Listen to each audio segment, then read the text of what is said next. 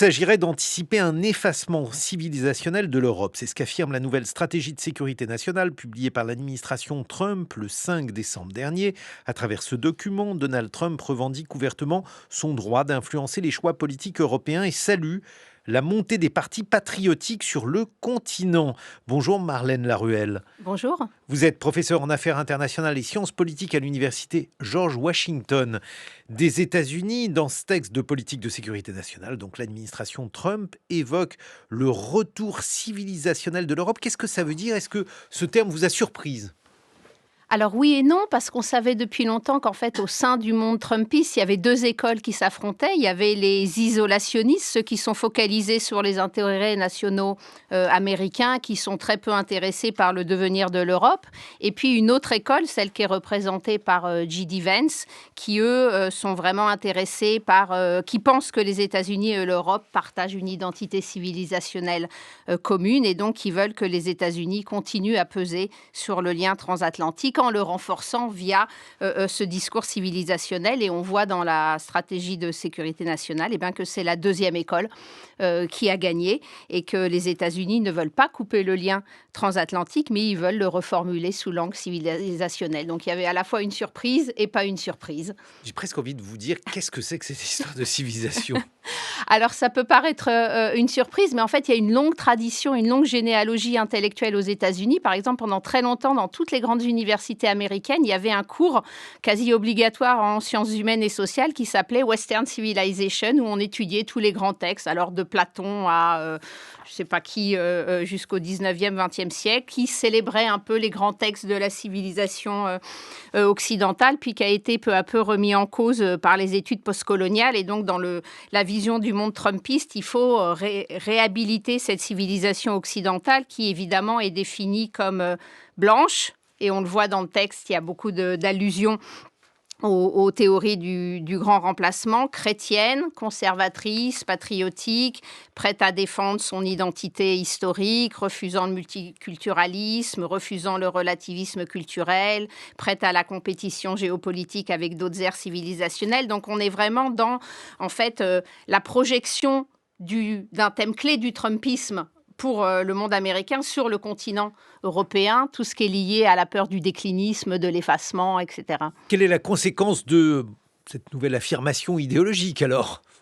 Alors, ça veut dire que l'Europe se trouve non pas coupée du monde du trumpisme, mais va devenir aussi l'un des champs de bataille du trumpisme. Donc, on est à l'exportation des guerres culturelles américaines sur le territoire européen maintenant. Et on le voit d'ailleurs, c'est intéressant que la section sur l'Europe s'appelle Promoting European Greatness, donc promouvoir la grandeur européenne. Donc, voilà, ça va être Make Europe Great Again, y compris à l'encontre de notre volonté. Donc, on va devenir, enfin, on l'était déjà, on le savait avec le discours de Vance de Munich, mais on va devenir une partie du champ de bataille de ces guerres culturelles.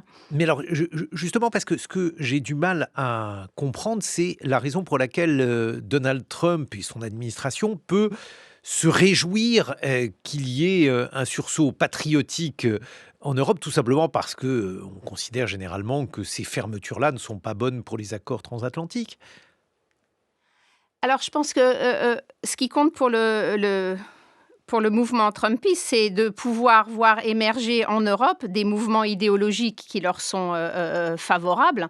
Et on a vu qu'il y a des liens idéologiques forts, par exemple, avec la Hongrie de Orban, avec l'Italie de Meloni. Il y a des liens avec l'AfD en Allemagne. Voilà. Donc, on a vu ces liens, mais si je voulais paraphraser Mitterrand, je dirais le nationalisme, c'est la guerre. Or, alors, il ne faut pas confondre le patriotisme et le nationalisme, mais si chaque pays se referme sur lui-même, il est peu probable qu'il y ait une meilleure coopération internationale. Oui, mais je ne crois pas qu'on est dans cette forme-là de nationalisme. On est plutôt dans l'idée, et c'est là l'importance du terme civilisationnel, dans l'idée que tous ces mouvements vont pousser dans la même direction, c'est-à-dire dans l'idée de réaffirmer des souverainetés nationales, en effet, qui à certains moments peuvent se trouver en compétition les unes avec les autres, mais qui vont quand même dans la même direction civilisationnelle, donc dans la même direction d'une unité géopolitique qui travaillerait ensemble. Donc il y a l'idée de travailler ensemble. Il y a l'idée qu'on a dépassé les nationalismes traditionnels à l'ancienne qui se combattaient les uns les autres et qu'on peut travailler ensemble. On peut être en compétition économique, mais on va quand même travailler politiquement ensemble pour modeler les sociétés dans la même direction. Donc, Démographiquement, politiquement, culturellement. alors, il y a l'éloge des patriotismes, sauf du patriotisme ukrainien. Alors oui, en effet, il y a une ambiguïté sur l'Ukraine parce qu'il y a une relation compliquée à la Russie du Trumpisme. Alors il y a une petite phrase un peu en annexe dans le texte sur il faut une Ukraine souveraine qui puisse se reconstruire et qui soit un État viable. Mais en effet, à plusieurs moments dans le texte, il y a l'idée d'une stabilité stratégique qui est nécessaire avec la Russie pour le continent européen et le refus de l'escalade avec la Russie, qui est en effet un discours clair que l'administration trumpiste a formulé dès l'arrivée au pouvoir de Trump, avec cette idée que il faut la stabilité stratégique sur le continent européen et clairement l'idée qu'à aucun prix les États-Unis ne veulent l'escalade avec la Russie. Bon, alors donc, ça c'est leur intérêt, en tout cas ce qu'ils perçoivent comme étant leur intérêt, mais alors notre intérêt à nous, c'est de considérer la Russie comme étant probablement la première menace aujourd'hui à l'échelle internationale. Ah oui, mais c'est la simple constatation que les États-Unis et l'Europe n'ont pas d'intérêts stratégiques nécessairement convergents, ou plus exactement qu'on a des intérêts stratégiques qui peuvent diverger. Et je pense que la stratégie le montre de manière explicite. On va écouter la réponse du président du Conseil européen, Antonio Costa, sa réponse à Trump. On a des différences sur notre vision du monde. Mais ça va au-delà de ça. C'est certes que cette stratégie continue à parler de l'Europe en tant qu'allié. C'est bien. Mais si on est des alliés, on doit agir en tant qu'alliés. Et les alliés ne menacent pas de l'interférence dans le choix politique intérieur de ces alliés. On les respecte. On respecte la souveraineté des uns et des autres. Ce qu'on ne peut pas accepter, c'est cette menace d'interférence dans la vie politique de l'Europe.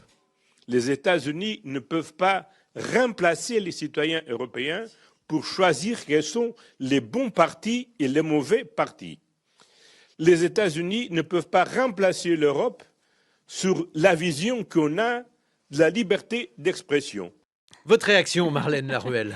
Écoutez, il met le doigt sur un problème qui me paraît important, en effet, mais les États-Unis ont une longue tradition d'ingérence dans le monde, en Amérique latine, au Moyen-Orient. Alors pendant longtemps, l'Europe en était protégée.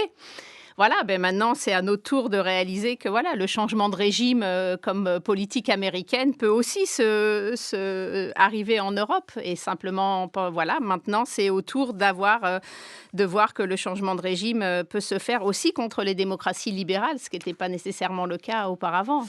Bon, toujours si on essaye de questionner ce qu'est le patriotisme, un patriotisme conséquent, lorsque Trump, par exemple, décide de démanteler un certain nombre d'appareils de sécurité européens, est-ce qu'il fait vraiment preuve de patriotisme? Je pense par exemple à certains services de renseignement, d'affaiblissement donc de l'administration. Je ne parle pas de l'administration civile, mais même de l'administration militaire.